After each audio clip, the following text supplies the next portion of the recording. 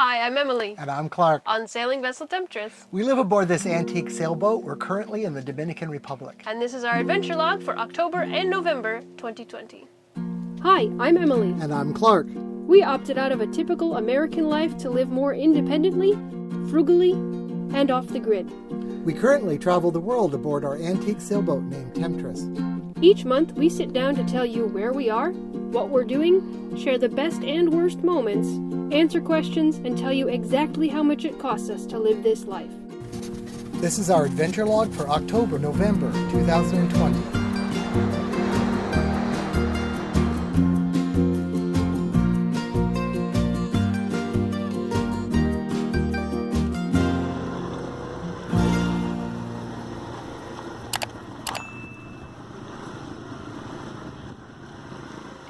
Well, it's been a very busy 2 months. We normally report to you every month, but this month we skipped a month because we had other big things going on, including a video collaboration with lots of YouTube video channels around the world. You can check that out up there. But we had Halloween, we had Thanksgiving, we had walks to the beach, we had motorcycle rides, taking care of our boat, taking care of ourselves, taking care of other people's boats. We had lots of things going on this month, so we failed to put out our budget for October, so we're going to do that now, October and November. But first, let's talk about the weather here. Okay, always interesting talking about the weather. Well, when last we spoke, it was still hurricane season. And hurricane season in the Dominican Republic has hurricanes occasionally, but when it doesn't have hurricanes, which have a lot of rain in them, it kind of doesn't have any rain at all. So it was the dry season.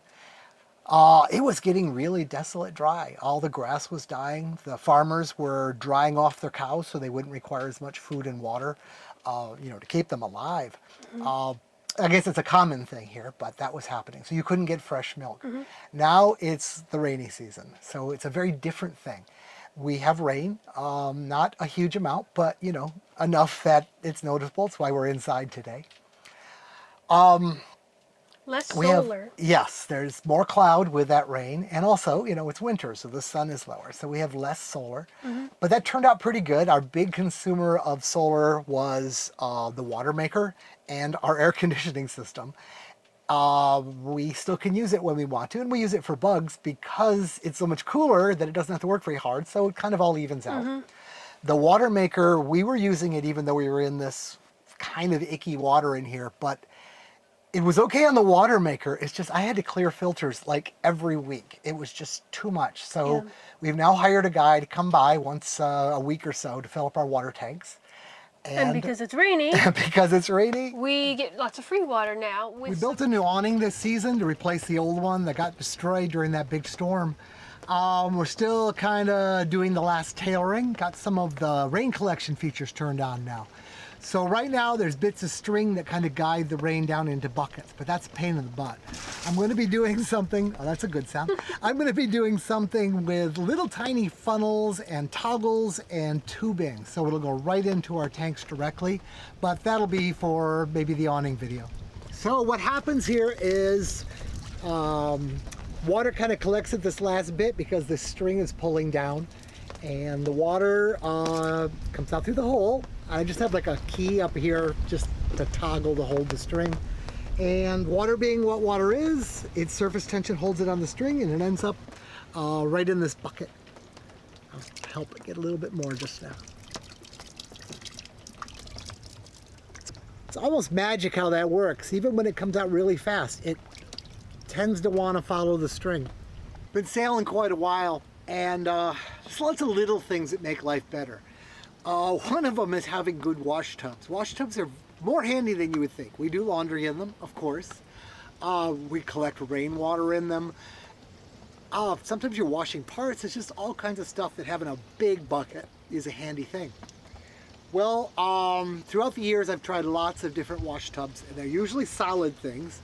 The sun will get to them, they'll get really brittle, and then they'll break, like in months. Well, I found this thing called a tug trug. And it's phenomenal. It's made of just better plastic, I guess. And I've had it out for multiple years. I've got some on the boat that are 10 years old, and you can't even tell which ones they are. Then last season, when we went back to the state, we bought a bunch more, so we'd have a few. This is one we bought. This is one season, and it's already cracked. So, just because it looks like this, it's not necessarily one of these. If you find the right ones, get them. We'll try to put a link down below, but links for things like this move around a lot. Well, that's how the outing stands right now. I'll give you a little update when we get it all done, get the funnels and the rain collection worked out. But this is something you want on your boat too. What about the mainsail? That's our big. That's the reason we're here, right? Yeah. We can't go anywhere else. We right tore now. our mainsail coming here. You saw that video. Well, soon you're going to see another video, I hope. We took our time and we talked to lots of people and chose the right cloth, and we had a mainsail made. It's been made now. We understand it's actually on a slow boat from China, literally. It's been shipped out of Hong Kong. And it should be here. I don't know exactly when it's going to be here, but once it gets here, we've got to take some parts off the old mainsail that they, I guess, don't make anymore and sew them onto the new mainsail. So we've got a bit of labor ourselves, but then we'll have a spanking new mainsail, and I'm really looking forward to it. I hadn't realized how out of shape and inefficient the main Untemptress was. So she's going to be a faster boat now. And most importantly, we actually will be able to move. So looks like vaccines are imminent. As soon as we get a vaccine somehow, we'll probably go down to Panama. Yeah, the mainsail, that's the ticket for us to keep on moving and having adventures besides being moored here. Another thing I thought about the weather, in October, it was the first time, in the middle of the night, I heard like a bump and something felt really weird. And went outside, and the boat on the mooring next to us, the moorings are actually so short that if the wind isn't all in the same direction, our boats can kind of touch. So we dealt with that a few times this month, getting up in the middle of the night and just kind of pushing the other boat away. Yeah. When you anchor, you don't do these kind of things. And, well, Just different kind of we life. usually don't do moorings, but that's what you do here. Yeah. Let's see. What about all the activities, all the boat repairs? There's always something to fix on the boat. So we put in new lights. Yep, put some new lighting in, LED of course. When I bought Temptress, I bought her so long ago, it's been 30 years. The best lighting at the time when she was put together was incandescent tail lights from a car. And they used a huge amount of power and made almost no light. And I upgraded to halogen and I upgraded to fluorescent. Now, of course, we're all using white LEDs. I just took out the last of the fluorescents, and now we're all up to LED. And it's so much brighter and uses so little power. It's just really great. But that's old news now. Everybody has LEDs. Yeah. But these are really good lights. I like them. And you can turn them on and they're blue lights, so they're nice and dim. Or you can press them and they get gradually brighter and gradually darker. So it's nicer than just the really bright lights that we used to have. So, Yeah, I don't think you can get them on Amazon. I got them on eBay. You just have to look at if she shows you a picture of them if you want one of these. They are great lights and I highly recommend them. But eBay being what it is, you can't really send a link to it. Yeah. We also had a fridge failure this month, or a close call with a fridge failure. Oh no, it was a failure. Yeah, but we have him around, so it's not really a failure. Well, it's a failure. It's like not a big deal for me to fix the fridge, except the fridge was absolutely full of food. The freezer was absolutely full of food. So I had given an angle, which is like a portable cooler that you can plug into the wall with Really a real compressor. efficient, Yeah. And I given it to a friend. It had a problem. He had to find a leak in it, and he hadn't found the leak yet. He wasn't ready to install it. But I needed a freezer to put all the food in so that I could fix the other freezer. So I had to go get it from him, bring it here, fix that, then put our food into that, then fix ours, and then move all the food back, of course. But we're good now. Yeah, and it was actually good timing because it was my birthday that day, and we ended up using the cooler after we put all the fridge back in the food. We got a bag of ice and put all of our liquor bottles in there and had a great time that night. Yeah, things like this don't just happen when it's like, oh, geez, I don't know what I'll do today. Oh, yeah, the fridge just failed. I'll fix that. We've got a party in 5 hours, and you've got to get the fridge working. That's just how it goes. Yeah, so lots of little projects this month. Lots of computer things, switching around hard drives and troubleshooting all our data. We thought we had lost all of our electronic charts, but Clark This to is the all rescue. from all that salt water happening, getting here. We had a couple leaks, and they never were much of a problem until they were actual waves running over the surface of Temptress. We don't have film of that because, you know, we protect the cameras. Well, we protected the cameras by putting them in cupboards that ended up getting salt water on them. Yeah. And aside from the projects that we did some fun social things. We've been out to restaurants a few times. We had people over for game night on our boat for Halloween. We played a game called Mysterium, which is really fun. And then on Thanksgiving, we were going to go over to somebody else's boat for a big potluck thing, but they ended up getting sick, so we changed it to our boat at the last minute, and we had a Thanksgiving potluck here. That was great. And we took a few different motorcycle rides this month too. Avoiding cows along the way to go see some different beaches and things like that. So Yeah. that's been a good. It's a good way to get Dominican out. Republic thing to move your cows down the road and just have traffic stop for them, which is fine. The thing I don't like is the cows are always getting out and just wandering around on the road, and that could actually be at night, a black cow is really hard to see. We had a friend hit one on his motorcycle the night and get really badly hurt, but he's okay now. Yep. The next thing we normally talk about is the budget.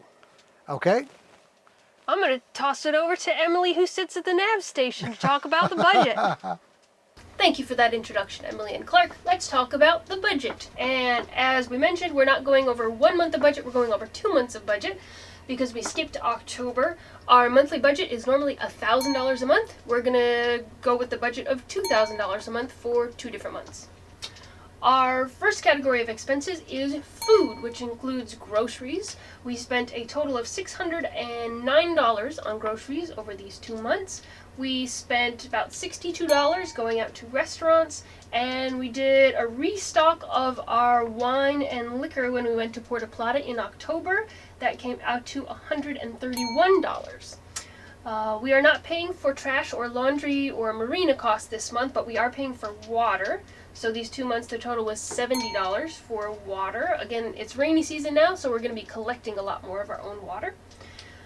Fuel and transportation, we spent $34 for fuel over 2 months and $34 for a taxi ride to Puerto Plata. Communication, including internet, phone, those sorts of things, came out to $176 for 2 months. Our entertainment budget was a little higher than normal, $220. We bought some new board games and some board game design supplies, and we also had some streaming services like Netflix and Spotify because we lost some hard drives that had all our movies and TV and music on them. So $222 actually, to be exact, for those 2 months. Our spare parts was a whopping $358 because, thanks to BoxPack, we have super convenient and rather inexpensive shipping available to us, and because of COVID and Clark fixing everybody's fridges and solar and all kinds of other stuff during COVID, we are low on parts, so we ordered a bunch of fridge thermostats and regulators and all kinds of fun stuff. That falls under spare parts. I had a couple bucks in medical expenses. That was probably vitamins or Band-Aids or something. Mooring and storage costs $120. Again, it's $60 per month for our mooring here. Then we had some miscellaneous shipping for about $7. Household supplies, which includes things like toilet paper and soap, but also things like our Washtubs, extension cords, some other little things. That came out to $190 over these 2 months. Boat furnishings, $30. I forget what that was. Lights or cup holders or something like that. And $172 on clothing. So our whopping total this month, I think if I total that all up correctly, is about $2,217 on our $2,000 budget, which is a little bit over. Our budget as it stands for the year, we are 11 months into the year. We've spent $11,045. So we're doing pretty well. There is one big expense coming up this year that we did not anticipate, which is the mainsail. So that's going to be a few $1,000s over budget for the year, but we always expect to have some sort of big boat refit expenses that aren't included in that $1,000 a month. $1,000 is just kind of to get us through the month for food and shelter and all of our basic needs. So that's how the budget stands. And back to you, Emily and Clark. Good job, Emily, who sits at the nav station. Good job. And let's see. We also talk about question and answer every month, and I'm going to toss it over to Emily in the kitchen to answer that one. Recently, Aiden asked us how are our dry goods holding up since we stored them in carbon dioxide last year. Let's take a look. Well, we've got lots of different things in here. One of them I want to talk about first is popcorn, because a couple weeks ago I got out some popcorn that was just wrapped and sealed, supposedly airtight from the grocery store, and I had to throw it all out. It had weevils in it, it had swollen up, so actually when I took the cap off it kind of exploded. It did not hold up well at all, and we bought that around the same time as we packaged our popcorn that we have here. This popcorn, you can see, is still really well sealed. There's no dust or evidence of any bugs in the bottom, and it's holding up really well. We've actually gone through a couple of these containers of popcorn since we left. Another thing we put in bottles was rice. This is some dark rice from the Asian grocery store we went to, and it's got the same situation. No evidence of bugs or anything in it. The bottle is a little bit dimpled here. The carbon dioxide kind of absorbs into the food after a while, so the bottle's a little deformed, but it's still very well sealed. And especially with the jasmine rice we found, when we open it up, it still has that really nice fragrant smell to it. So those have all held up really well too. The only kind of weird thing that we found was with powdery things, like this is cornmeal. We also have some cocoa powder and some other spices and things. The bottles tended to get a little bit deformed because there's so much air in this powdery stuff. Carbon dioxide is absorbing into the food and deforming the containers. They're still airtight, so they're still great. They're not getting wet, they're not getting spoiled, but there are some creases here that may affect the longevity of the containers. They may become a little bit bruised and open up early, but other than that, every single thing that we've put in here has lasted really well. Especially, it's nice for things like oatmeal. Oatmeal is one of those things that I would pack oatmeal, and by the time we got around to it, even within a month, it was always wet, it was damp, it was moldy, it was gross. So we're really happy with this technique. Also, as you can see by looking in this bin, it's not the cleanest area. It does get salt and water in it, it does get some crumbs in it, and the fact that this food is holding up so well in kind of a wet space on the boat is a really good sign to me. Thanks for your question, Aiden, and if anybody else has questions, leave them in the comments. Another stellar job, Emily, who's in the galley. Great job. Let's see. I think that's it for the month, really. I guess best part and worst part. Jeez, we didn't prepare anything. No, we didn't. What was the best part of this Well, one? the best part for me is we're going to get a mainsail. Woohoo! This has been kind of a stressful thing. You take thousands and thousands of dollars and some instructions, and you send them off to the other side of the world, and you really don't know if it's a con or what. Yeah, we hope it doesn't come back as like an octagon or something. Yeah, I hope it fits the boat. We took very careful instructions, and we'll tell who the company is. We're going to do a video After and we talk make sure about it's them, all but good and make we sure like it's it and we good. can say nice things Yeah. to people. But, you know, if they end up really screwing it up, we'll find somebody else. Yeah. But I bought a sail from this company long ago. My first serious boat was a 25-footer. And at the time, you go to a sailmaker to get a sail. But I decided I wanted a spinnaker. And a spinnaker isn't as fussy about how it fits your boat. So I said, if they make me a spinnaker the size I asked for, it'll fit. And it turned out it's this very company, and they made me a fine sail. It was good, and the service was great, and the shipping happened right, and I had a good feeling for them. So that gave them a leg up. Also, they had a really good price. Yep. So we'll see if the worst part, I think, has been the bugs and like some allergies and things. Just with the weather changing, we're getting used to that. Yeah. And we've just had some aches and pains and some other things that we've been dealing with this month. It's been, I'm actually on antibiotics right now for something different, but it's good to have a good medical kit aboard your boat. And a clue to how to use it. And a clue to how to use it. Yeah, this the past few months, it's been nice to be able to just dig really deep and say, oh, we have some of that, or we know what to do for this. That might be a good video, actually. If you're interested in medical supplies or preparation or any of sort of that stuff on the boat, maybe we'll do a question and answer Yeah, about that. I this month. have no question saved lives with this kit. I've been out in the middle of nowhere where everybody got sick from a food poisoning. And it was close for some people. I had tested on my now ex-wife a drug because it looked like she needed it, and she responded very quickly. And then a few days later, we realized we weren't seeing one couple, and the husband of that couple was in really, really bad shape. He needed an antibiotic, and he needed it bad. He actually needed IVs. It's hot there, so if you start vomiting and losing fluids in other ways, you need to recover them. Anyway, he recovered, and honestly, from where we were, had I not had that drug and a knowledge of using it, I don't know if the man would have made it. Yeah, so, yeah, that's a good topic, I think. We've Okay. just come up with right now. Talking to you, we were talking about what other videos we should be putting out. So maybe we'll talk about that. And on that note of vomit and blood and guts and medical stuff, I guess that's it for the month. Thank you to, I want to say another big thank you to the 5 other YouTube channels who worked with us earlier in November? Yes. In November, this month, to put out the food collaboration video. If you haven't seen it, check it out and check out the other channels that we worked with. And I think we're gonna put together a little bit of a Christmas collaboration video with some other YouTube channels, so stay tuned for that. Make sure you hit the subscribe button if you haven't done it already. It's free, it helps our channel grow, and it helps other people see our videos too. And that's it.